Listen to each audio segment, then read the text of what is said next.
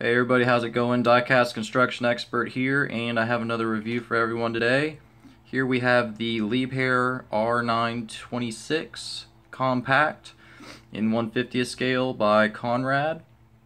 As you can tell, this is a compact swing excavator, and it is one of the very few that have been produced that, well, for lack of a better term, everybody's kind of gotten really excited about. The only thing that most people really aren't a huge fan of is the knuckle boom there, as you can see. And I'm sorry that this is going to be a little wobbly. I'm doing this all by hand, so just bear with me on that. But other than that, like I said, it's been a pretty highly anticipated model, but I don't think it's really sold as much as it should. It really is a very good model for the price, and hopefully some of y'all will see that whenever I get further into the review.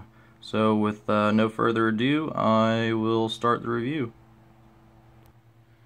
Alright guys, so as you can see here with the first gear Talbert lowboy trailer, it sits pretty nicely on there. It makes a pretty nice load, and I mean all around it's just a really nice model for any collector. But just wanted to give you all the trailer view of it. I know that a lot of people like to see it on trailer just to get a little bit of a better perspective of it, but there it is. Alright guys, so I kind of wanted to jump right into the functions of the model, just because the functions of them are a lot, not a lot more different, but a bit more different than a regular excavator would be. As you can see here, it's digging extremely deep. It's basically digging straight down with the knuckle boom configuration completely underneath itself. And that is something that, you know, you just don't really see on too terribly many models, so that's why I kind of wanted to point that out. And as you can see here, we have full range of all of the hydraulics. And it's nice to always have the bucket be able to curl back to where the teeth at least touch the ground whenever it's fully extended, but here the teeth actually come up off the ground, which is exceptional. As you can see there, let me get a little bit more reach out of it. Alright, so there you go. There's the full, absolute full reach. It's pretty decent, and as you can see, the teeth are even up higher off the ground than they were before, so props to them for all of that. Coming along, go to the maximum height that we can go to, which, as we kind of saw earlier, it'll go basically straight up, and it will also hold that pose, which is a little bit difficult. It is a little bit close to wanting to come down. But it does hold that pose pretty decently. But as you can see, it does at least have a pretty nice full range of movement from the actual hoe part of the machine itself. Coming down here to the front of the undercarriage, you can see that there is a little Dozer Blade that they added. Right now it is currently at its max height, which is only, I mean, you don't really need it to go too terribly much higher realistically, but then it will go down that far, and the model will not, it will this time. It usually doesn't hold itself, but that time it did, which I'm actually pretty impressed with. So, because it is a fairly decently heavy model compared to a lot of others, just because it is a compact swing, so it does need to have a little bit more weight if you were to use it in any kind of a diorama. Moving along here, we don't have any real rollers on the bottom, but on the top we have some idlers that do roll, I believe.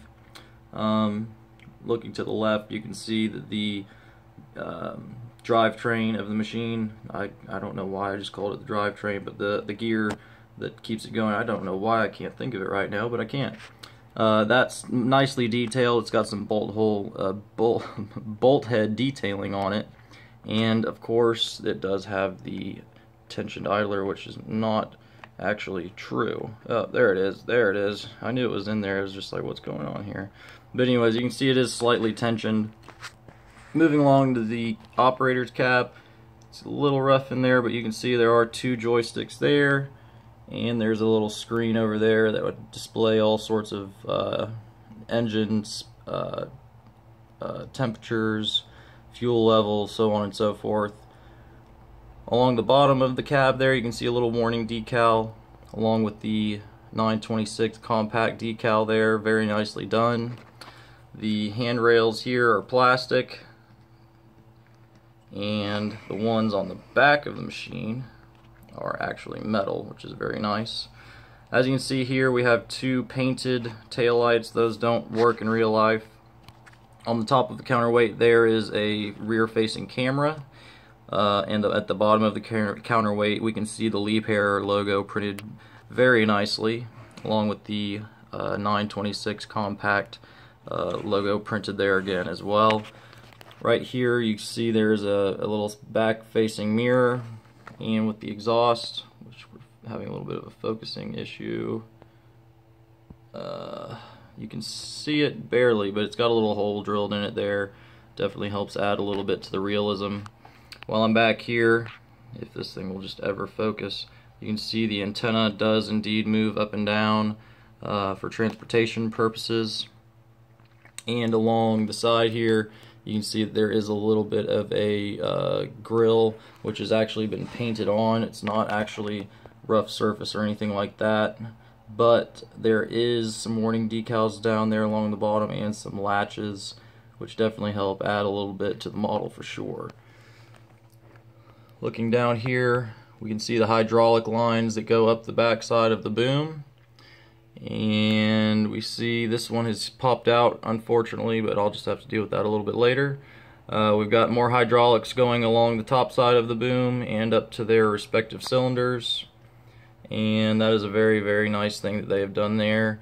As you can see here also, the rivets have been basically painted black, which is a very nice touch, and it's nice that they're very, very small and very unnoticeable compared to a lot of other models out there. Along the side of the boom here we can also see that there is a light, which is not modeled the best that it could be, but there is also a Liebherr logo along the boom, which is nice.